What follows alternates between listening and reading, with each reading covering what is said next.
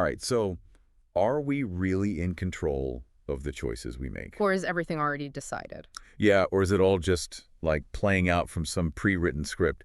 It's one of those questions that has been debated forever. For centuries. Yeah. Free will versus Like determinism. huge implications. Huge. And that's exactly what we're diving into today, This is a big one. based on this presentation you gave me, also called Free Will versus Determinism. Yeah. You know, it's not just some abstract philosophy stuff. This gets into, like, how our legal systems work. It really does. You know, how we see ourselves. Exactly. The choices we make every day. Totally. So get us started. When we say free will, what are we actually talking about? So the basic idea is that we have this power to make choices, right? Okay. Freely, without being forced by something or someone else. I like it. It's that classic image. Hmm? Someone at a fork in the road, and they get to decide which way to go. I've seen that picture. Right. They're the author of their actions, Okay. responsible for where they end up. Gotcha. But then we've got this other concept. Determinism. Right, and it kind of throws a wrench in the whole free will thing. Yeah, determinism says every single event, even our choices, is caused by something that already happened. So it's like one thing leads to the next. Exactly. Like a chain reaction. Hmm. And if you follow that all the way through, it starts to feel like our choices aren't really choices at all. Oh. Just the result of, like, this massive chain of events that's been going on since who knows when. So then where does that leave moral responsibility? Right. If everything's already determined, can we really blame someone for, like, doing something wrong? That's the question, isn't it? I mean, think about our legal systems. Totally. We punish people for crimes, but if they were always going to commit those crimes, It all kind of falls apart, right? it does make you question a lot of things. For sure. It's like if someone robs a bank, but their genes or how they grew up made them do it. Right. Can you really punish them? Does it even make sense? It's a tough one. And it gets even trickier when you bring in our brains. Okay. Because neuroscience research is showing that our brains might actually make decisions before we're even consciously aware of them. Wait, really? So my brain's making choices, and I don't even know what's happening. It's wild, right? There was this famous experiment, Benjamin Libet. Okay. He measured brain activity. Okay. And he found this gap between when the brain starts an action and when we realize, oh, I'm about to do this. So, like, my brain is already moving, and then I'm like, oh, I guess I decided to do that. Exactly. It's like our conscious experience of choosing is just like a delayed reaction. Mind-blowing. So we think we're in control, but it's really our brains calling the shots. Yeah. And this has really added fuel to the whole free will versus determinism debate. For sure. Like, if our brains are making the decisions before we even know it, Yeah. is our sense of choice just an illusion? Does it mean we don't really have agency? It's a tough pill to swallow, but even if our choices are kind of predetermined on some level. Yeah. We still feel like we're making them, don't we? We do. It feels human, you know? To think things through, weigh the options, and decide. You've hit on something really important there. Yeah. And that's where compatibilism comes in. Okay, compatibilism. It's an attempt to say, hey, maybe free will and determinism aren't totally incompatible. Now we're talking. This is what I'm interested in. Tell me more. All right, so compatibilists say, even if our actions are, like, ultimately determined by something, Yeah. we can still have a real sense of free will. They kind of redefine free will, though. Okay. It's not about having this absolute freedom to do anything. Gotcha. It's more like, can you act based on your own desires and motivations? Interesting. So not about unlimited options, but about making choices based on who you are and what you want. Exactly. Yeah. And even if those desires and motivations are shaped by, your genes, your upbringing, Yeah.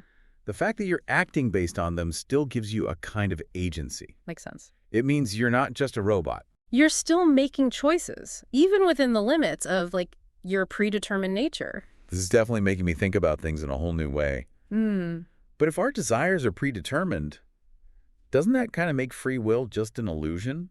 Like we're only choosing what we've been programmed to choose anyway. Right. That's the big question compatibilists have to wrestle with. It gets to the core of what free will even means. Wow. So we've got free will on one side. Determinism on the other. And now compatibilism, trying to bridge the gap. My brain is working overtime right now. And this is just the beginning. There are so many different arguments within each of these ideas, and then psychology and sociology add even more layers to it. It's a lot to take in. Yeah. Let's pause here for a second and let everyone process. Yeah, good idea. This kind of stuff really makes you question everything. Wow, my brain is still processing all that from the last part. It's incredible to think about how much our understanding of free will has changed over time, from like the ancient philosophers to today's neuroscientists. It's a journey, right? Like, our understanding of ourselves and the universe just keeps evolving. It really does. And it's fascinating to see how, like, different cultures and philosophical traditions have dealt with this whole free will thing. Yeah. Like, in ancient Greece, you had the Stoics. The Stoics. They thought we do have some free will, but it's limited by, like, the rational order of the cosmos. Interesting. They really emphasized accepting your fate and focusing on what you can control. Like, with your own thoughts and actions? Exactly. And that idea of focusing on what you can control, Yeah. that pops up in so many different philosophies and spiritual traditions. It does. It's like recognizing that even if everything is predetermined, there's still room for us to make choices that line up with our values and what we want to achieve. Yeah, that makes sense. Right. So it's not about like pretending determinism doesn't exist, but figuring out how to live a meaningful life within those boundaries. Yeah, exactly. That makes me think about the arguments against determinism. Have philosophers come up with any good counterpoints to this whole everything is preordained idea? Absolutely. One of the biggest objections is that determinism just doesn't feel right. It doesn't. Based on our own experiences. Yeah. We have this strong feeling that we make real choices. Like we could have chosen differently. Okay. Even if we didn't. And that feeling is so powerful for a lot of people, it's hard to just brush it off as an illusion. Yeah, I get that. When I think about some of the big choices in my life, like picking my career path, it really felt like I had options. Like it wasn't just my genes or my upbringing forcing me to become a podcast host. Right. It felt like a genuine choice with real consequences. And that feeling of agency is huge. It is. It's part of what makes us human. Makes sense. It lets us set goals, try to improve ourselves, hold ourselves accountable for our actions. Yeah. So even if determinism is true on some deep level, it might not capture everything about being human. It feels like we're always caught between this gut feeling of free will and the intellectual arguments for determinism. It's a real puzzle, isn't it? It is. But even if we can't totally solve it, just thinking about these questions can help us understand ourselves and the world better. Totally. And speaking of understanding ourselves, Yeah. let's get into the psychology of all this. Okay. Because psychology offers some really cool insights into how we make decisions and how we see our own agency. Absolutely. So give me this psychological perspective. Well, first off, psychology recognizes that making decisions is super complex. It is. It's not just about like logically thinking things through. Okay. Our emotions, our biases, our past experiences, all of that shapes our choices. Right. And a lot of times we don't even realize what's influencing us. It's true. I've definitely made decisions based on gut feeling Yeah. more than logic. And sometimes those have been the best decisions. Interesting. It's like there's this part of us working behind the scenes, guiding us in ways we don't fully get. Exactly. And psychology is starting to map out those hidden pathways. Uncovering the unconscious processes that drive our thoughts, feelings, and actions. So cool. Like, for example, there's tons of research now on cognitive biases. Cognitive biases. Those are like mental shortcuts our brains use to simplify decision-making. Interesting. They can be helpful sometimes, Yeah. but they can also make us do irrational or predictable things. So even when we think we're being super rational, Yeah. there might be these unconscious biases messing things up. Exactly. And that's just one way. Psychology makes the whole free will thing way more complicated. It makes you think, how much control do we really have if all this stuff we're not even aware of is influencing our decisions? It's a great question, and that's where psychology really intersects with the free will versus determinism debate. Yeah. If unconscious processes are shaping our choices, if these biases and emotional triggers are pulling the strings, Right. does that mean we have less agency than we think? It's definitely not as simple as it seems.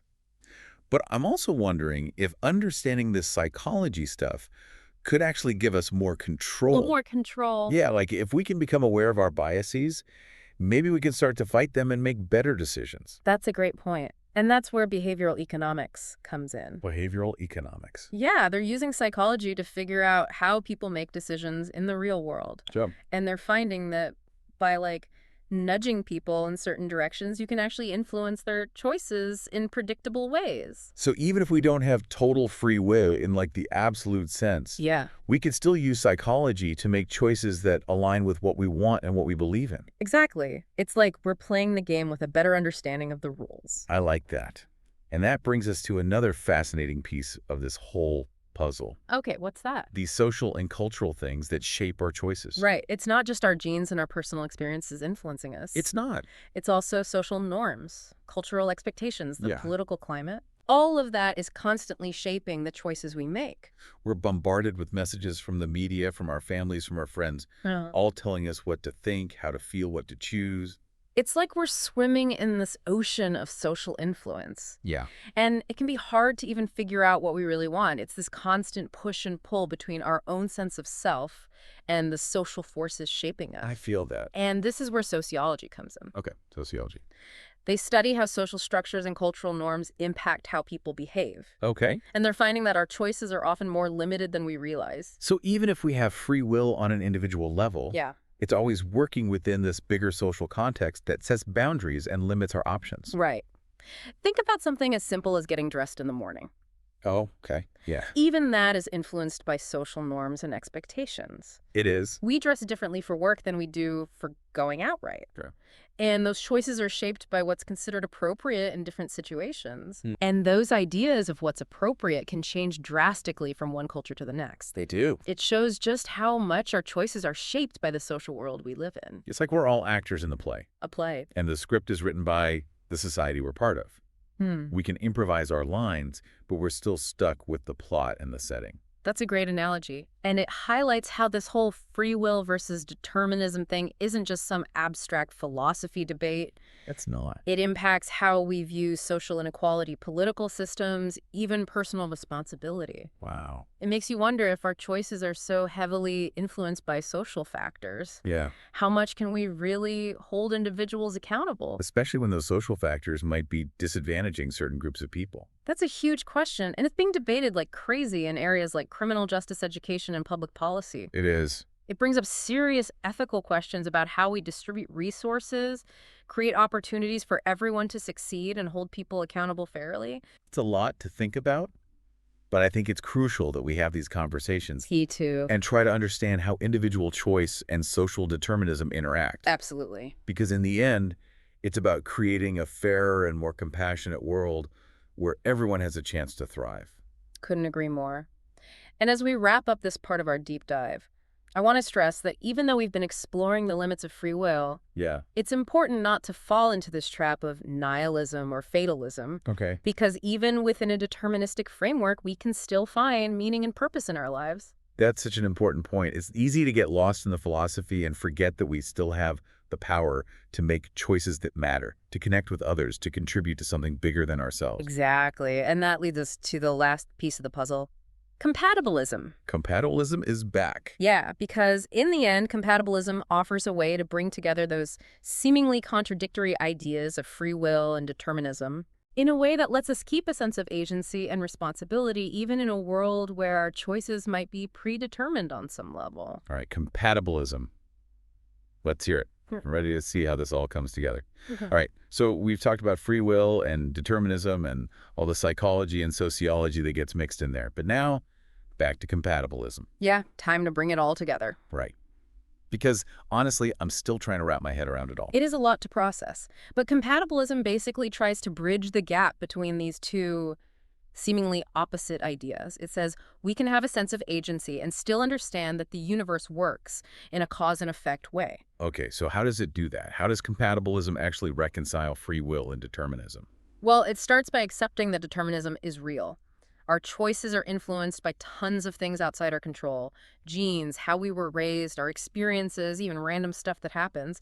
But it also says, even with all that, there's still a real way in which we can have free will. So it's not about this, like, total freedom to choose anything, right? Sure. But it's more about being able to act based on what we want and what we believe in, even if those things are shaped by stuff we can't control. You got it. And that's where things get really interesting, because compatibilism makes us reconsider what free will even means. It's not about having unlimited options. It's more like, can you act in a way that reflects your internal state, your beliefs, your values, all that? So it's less about having a million choices Yeah. and more about choosing from the options you have based on who you are. Exactly. And that might seem like a small difference, but it changes how we think about moral responsibility, personal identity, the meaning of life, all that big stuff. Because even if our choices are on some level predetermined, if they're coming from our true selves, they still matter in a way they wouldn't if we were just robots following a program. That does make sense. It's like maybe the river of our life is flowing in a certain direction, Yeah. but we can still steer the boat. We can't change where the river goes, but we can decide how we handle the journey. I like that. That's a great way to put it. And that's how compatibilism lets us keep a sense of agency and responsibility, even in a world where our choices might be predetermined to some extent. Okay, but I'm still a little stuck on this. If our wants and motivations are also predetermined, how is that really choosing freely? It feels like we're just picking what we're already wired to pick. That's a common sticking point. And compatibilists have a few ways of addressing it. Some say, even if our desires are ultimately caused by things we can't control, once we internalize them, they become part of us. So in a way, we are choosing freely when we act on those desires because those desires have become part of who we are. So it's like maybe someone gives you all the ingredients, but you still get to decide how to bake the cake. Exactly. And that's where personal responsibility comes in. Even if we don't have control over the starting point of our lives, we can be held accountable for how we choose to respond. We can choose to be better people, develop our skills, make up for mistakes, all of that. So compatibilism basically says we can believe in free will without ignoring the reality of determinism. It acknowledges the limits we have while still saying we have the power to make choices that matter. Exactly. It's a perspective that can be very freeing. When we let go of the idea that we have absolute control, we can focus on what we can actually influence: our thoughts, our actions, our relationships. So instead of worrying about whether we're truly free, we can embrace the freedom we have within the limits of our existence. Yes. And I think that brings us to a good place to wrap up our deep dive. The free will versus determinism debate is one of those questions that may never have a clear-cut answer. But even just thinking about it can help us live more intentionally, more compassionately, and with a deeper understanding of what it means to be human. It really has been an amazing conversation. I feel like I have a lot to think about now. Thank you so much for walking us through all of this. It's been my pleasure, and remember, keep asking questions, keep challenging what you think you know, and keep exploring these big ideas. It's all part of the journey.